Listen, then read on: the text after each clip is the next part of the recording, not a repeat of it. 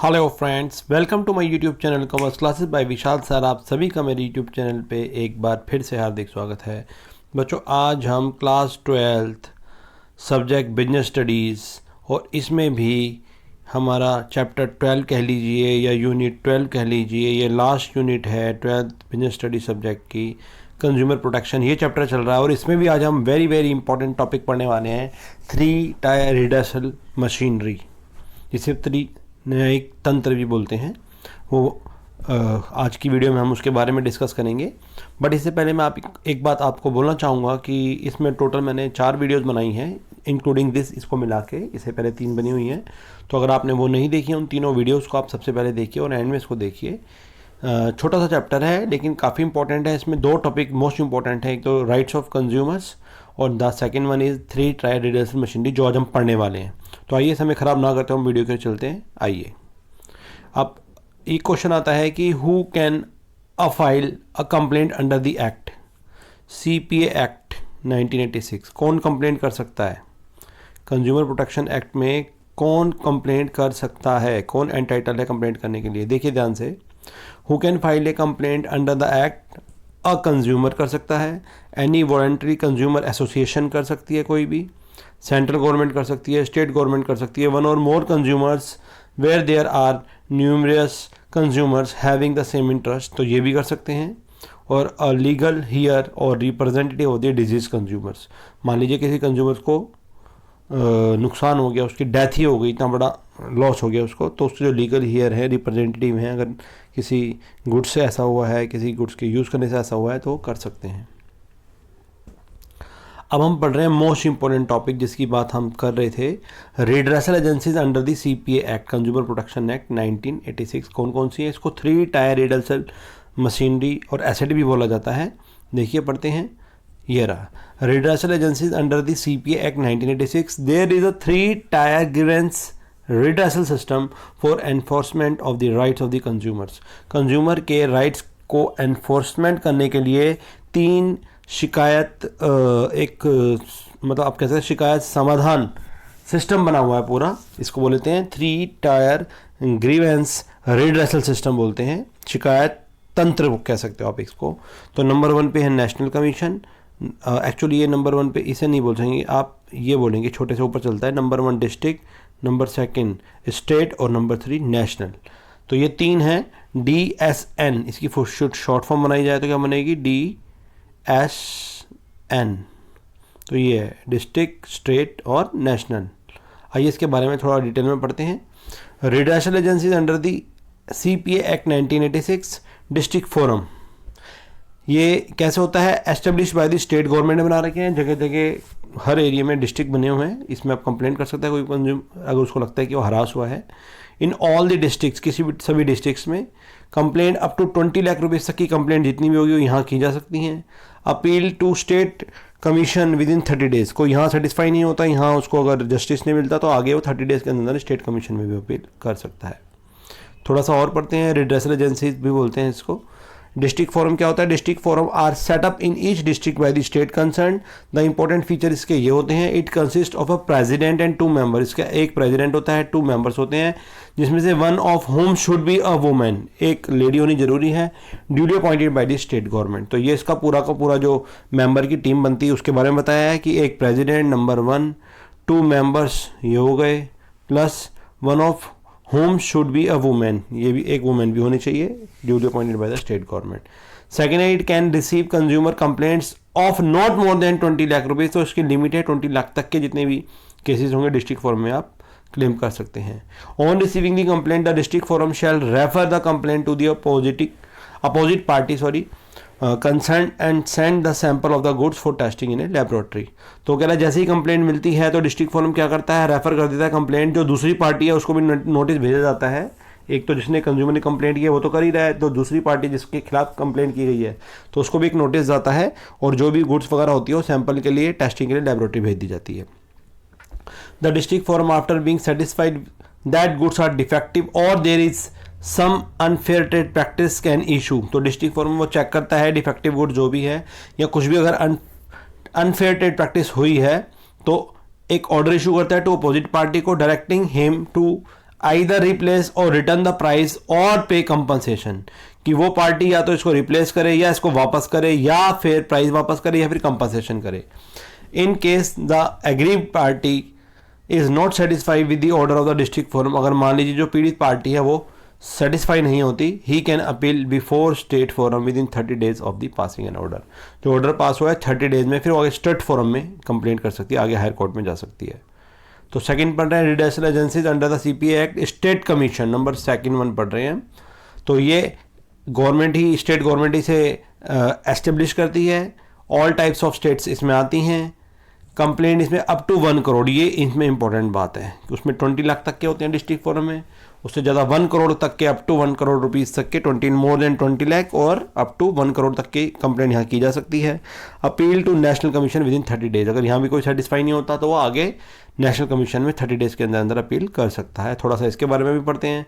State commission, it is set up in each state by the government concern. The salient features are, ये हम पीछे भी पढ़ चुके हैं। Each commission consist of president and it least, at least है, sorry ये it नहीं आएगा, at least 2 members appointed by the state government. तो इसमें एक प्रेसिडेंट होता है, 2 मेंबर होते हैं, ठीक है। और complaint at least 20 lakh but not more then 1 crore, तो ये इसकी लिमिट है 20 लाख से ज़्यादा बट 1 करोड़ से कम के सारे केस आप इसमें कर सकते हैं file. Can be filed with state commission में किए जा सकते हैं।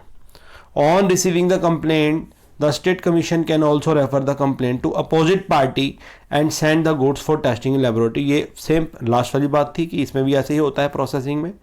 The state commission after being satisfied can order to opposite party to either replace or repay or pay compensation. तो 3 ऑप्शन होते हैं, या तो गुड्स वापस करेगा वो, या वो पैसे वापस करेगा, या फिर वो कंपनसेशन देगा। In case the agreed party is not satisfied, अगर कोई नहीं है, कोई से भी पक्षकार अगर सेटिस्फाई नहीं है इससे भी, तो 30 डेज के अंदर अंदर वो आगे नेशनल कमीशन में ऑर्डर पास करने के 30 डेज के अंदर अंदर नेशनल कमीशन में फाइल कर सकते हैं। और थर्ड वाला पढ़ रहे हैं main, national commission establish by central government, establish करती है, इसे सेंट्रल गवर्नमेंट करती है, बाकी दोनों को स्टेट गवर्नमेंट।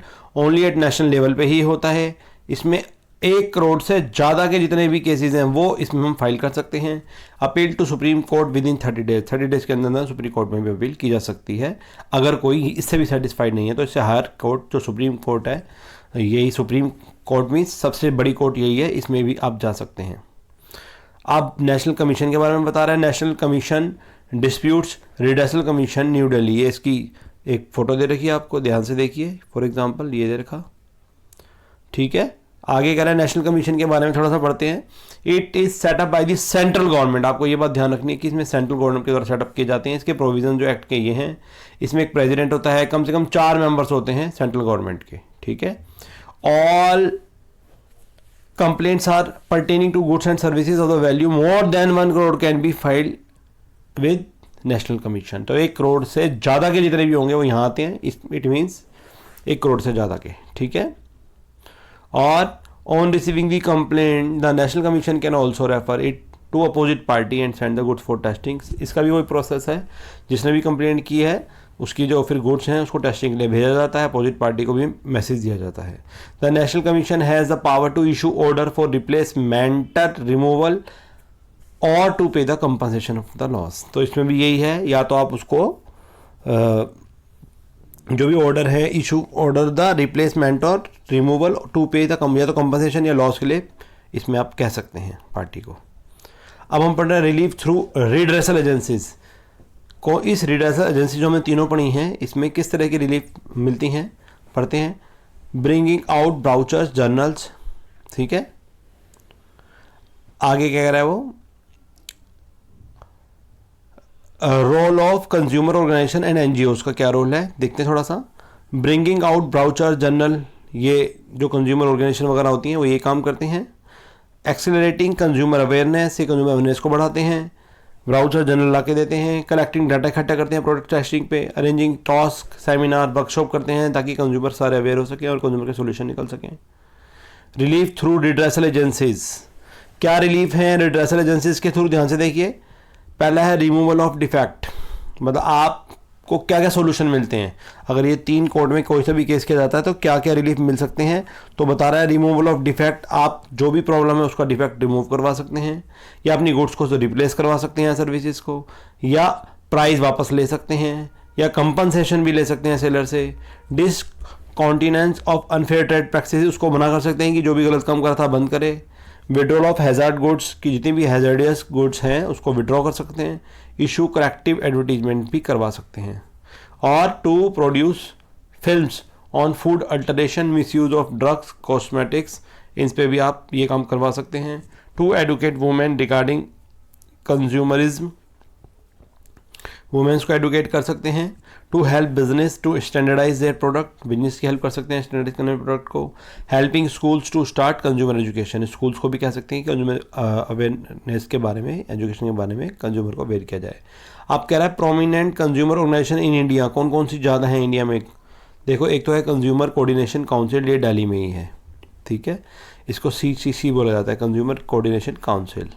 नंबर सेकंड है consumer guidance society of India, Mumbai में भी है ये, CGSI इसको बोलते हैं, ग्राहक सेवा सुरक्षा संतोष सब लिखा हुआ है इस पर। एक है काग का नाम सुना होगा आपने, citizen and consumer and civic action group, काग, सिटीजन एक्शन ग्रुप मुंबई, ये भी बना हुआ है, ये कंज्यूमर के फेवर में काम करता है। और एक है CERC, consumer education and research centre Ahmedabad, 1978 का बना हुआ है, ध्यान से देखिए, ये बना रखा है, ये एग्जाम्पल दे रखा है। और कोलकाता एक्शन फोरम, कोलकाता, दिल्ली, चेन्नई, ये भी बन रखे हैं, इसे CAF कंज्यूमर एक्शन फोरम है, ये रहा दिस वन, आप देख सकते हैं। और इसी के साथ ये वीडियो ख़त्म होती है और इसी के साथ ये सिलेबस भी ख़त्म होता है। आई होप आपको वीडियो अच्छी लगी होगी। अगर आपको अच्छी लगे तो उसको लाइक करें, मेरे चैनल को सब्सक्राइब करें और अपने से फ्रेंड में शेयर ज़रूर करें।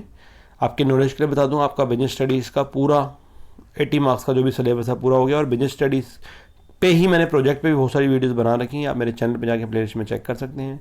अकाउंट्स की आधे चैप्टर पे बन गई हैं, बहुत जल्दी इन पे भी पूरी करूंगा मैं। और आपके छोटे भाई बहनों के लिए 9th क्लास में अकाउंट बिजनेस पे भी काफ़ी सारी वीडियोस, ऑलमोस्ट 60% सिलेबस कवर कर चुका हूँ मैं, तो आप उनको भी मोटिवेट करें देखने के लिए। आपके प्रोजेक्ट पे भी बहुत सारी वीडियोस बनी हुई हैं, आर्ट इंटीग्रेशन पे भी हैं, तो आप अच्छे से कॉमर्स पढ़ते रहें, मेरे चैनल से जुड़े रहें। इसी के साथ आपका इस चैनल और इस वीडियो दोनों को देखने के लिए बहुत बहुत धन्यवाद।